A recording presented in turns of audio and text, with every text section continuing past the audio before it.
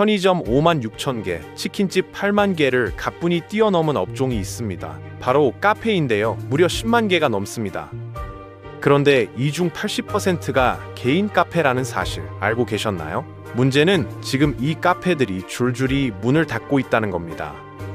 국세청 통계를 보면 카페 폐업은 해마다 더 늘어나는 흐름이 보이거든요. 그런데 이상한 점이 더 있지 않나요? 요즘 카페들에 들어가 보면 어디를 가도 디저트가 거의 똑같습니다. 케이크도 비슷하고 쿠키도 비슷하고 마카롱도 다 거기서 거기에요. 카페는 이렇게 많은데 왜 메뉴는 점점 똑같아지고 있을까요? 커피 한 잔 팔아서 남는 돈이 얼마나 되길래 개인 카페들은 이런 선택을 할 수밖에 없었을까요? 과연 카페로 돈을 벌 수 있는 걸까요? 오늘은 왜 요즘 카페들이 비슷한 디저트만 팔게 됐는지, 그리고 그 이면에 숨은 개인 카페 창업의 현실을 낱낱이 파헤쳐 보겠습니다.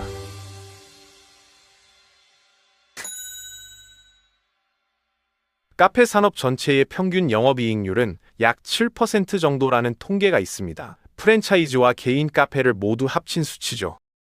문제는 개인 카페입니다. 프랜차이즈는 본사 지원과 규모의 경제가 있지만 개인 카페는 대부분 이 수치에도 못 미치는 경우가 많습니다. 매출이 1,000만 원이어도 최종적으로 사장 손에 남는 돈은 70만 원이 안 될 수 있습니다. 그리고 여기서 더 현실적인 변수가 있습니다. 인건비 비중이 매출의 14에서 16% 정도까지 올라가면 손익이 순식간에 흔들립니다. 사람을 한 명만 써도 수익 구조가 바로 무너질 수 있습니다. 결국 사장님이 혼자서 대부분을 떠안아야 그나마 버티는 구조가 되는 거죠. 임대료도 만만치 않습니다. 카페 산업 전체 매출에서 임대료가 차지하는 비중이 8% 정도인데 이게 영업이익률이랑 비슷한 수준이에요. 그래서 자기 건물에서 카페를 하는 분들이 압도적으로 유리합니다. 임대료를 아끼면 영업이익률을 2배로 만들 수 있거든요. 반대로 말하면 임대료 내면서 개인 카페를 운영하는 건 시작부터 불리한 싸움을 하는 셈입니다. 커피로 돈을 벌던 시대는 이미 끝났습니다. 메가커피, 컴포즈 같은 저가 프랜차이즈가 시장을 휩쓸었거든요. 커피 자체로는 수익을 내기가 거의 불가능해졌습니다. 아메리카노 한 잔에 1,500원짜리가 즐비한데 개인 카페가 4,000원 받으면서 경쟁이 되겠습니까? 그래서 지금 개인 카페들은 디저트로 수익을 메꾸고 있어요. 커피는 사실상 미끼 상품이 된 거죠. 손님을 끌어들이는 역할만 하고 진짜 마진은 디저트에서 나오는 구조입니다. 디저트를 직접 만들면 차별화가 될 것 같지만 현실은 녹록지 않습니다. 베이커리는 본질적으로 노동 집약적인 산업이거든요. 새벽같이 일어나서 빵을 만들고 낮에는 커피를 팔고 저녁까지 영업하면 하루에 15시간 이상 일해야 합니다. 빵집은 빵이 떨어지면 일찍 문을 닫을 수 있는데 카페는 그게 안 되잖아요. 손님들이 저녁까지 계속 오니까요. 결국 대부분의 개인 카페는 디저트 전문 업체에서 납품받아서 파는 방식을 선택하게 됩니다. 문제는 디저트마저도 차별화가 안 된다는 겁니다. 카페용 디저트를 전문으로 공급하는 업체들이 워낙 많아졌거든요. 그래서 어느 카페를 가든 비슷비슷한 디저트가 진열되어 있어요. 케이크도 비슷하고 쿠키도 비슷하고 마카롱도 비슷합니다. 결국 디저트로도 경쟁 우위를 만들기가 점점 어려워지고 있는 상황인 거죠. 커피 맛으로 승부를 보겠다는 생각도 이제는 통하지 않습니다. 한국 카페들의 평균 수준이 너무 높아졌거든요. 해외 출장이나 여행 가보신 분들은 느끼실 텐데 요즘 해외 카페 커피가 예전만큼 맛있게 느껴지지 않습니다. 오히려 한국 카페가 더 낫다는 생각이 들 때도 많아요. 결과적으로 커피 맛의 상향 평준화가 일어난 겁니다. 예전에는 평균이 50점이었으니까 70점만 해도 확실한 차이가 났습니다. 그런데 지금은 평균이 80점이에요. 90점 하는 곳이랑 83점 하는 곳의 차이를 일반 소비자들이 느낄 수 있을까요? 솔직히 어렵습니다. 커피에 정말 예민한 분들이야 알아차리겠지만 대다수의 손님들은 그 정도 차이를 구분하지 못해요. 국밥집을 생각해보시면 이해가 쉽습니다. 국밥 맛으로 차별화하는 집이 얼마나 있을까요? 대부분은 거기서 거기입니다. 그래서 김치로 승부를 봐요.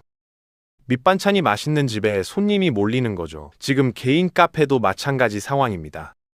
커피라는 본업으로는 차별화가 안 되니까 다른 곳에서 경쟁력을 찾아야 하는 거예요. 그래서 지금 개인 카페들이 집중하는 게 인테리어와 분위기입니다. 아이러니하게도 돈 벌 생각이 없어 보이는 카페에 사람들이 몰려요. 오디오 시스템 빵빵하게 갖춰놓고 좌석 간격 넓게 띄워놓고 비싸 보이는 가구 들여놓은 카페들 있잖아요. 보다 보면 이런 생각이 들어요. 커피 팔아서 얼마나 남긴다고 저렇게 투자를 할까? 그런데 그런 곳들이 인스타그램에서 유명 카페로 뜹니다. 반대로 좌석 빽빽하게 채워놓고 효율적으로 운영하는 카페는 손님들이 외면합니다. 트렌디해 보이지 않으니까요. 결국 지금 개인 카페 시장은 커피를 파는 게 아니라 공간과 분위기를 파는 비즈니스가 된 거예요. 저가 프랜차이즈의 공세도 거셉니다. 메가커피, 컴포즈 같은 브랜드들이 가격으로 시장을 장악하고 있거든요. 양도 많고 가격도 싸니까 가성비를 따지는 소비자들은 당연히 그쪽으로 갑니다. 익숙한 맛을 찾는 사람들이 개인 카페로 오는 것도 아니에요. 스타벅스로 가거든요. 스타벅스 아메리카노가 4,000원대인데 개인 카페랑 가격 차이가 거의 안 납니다.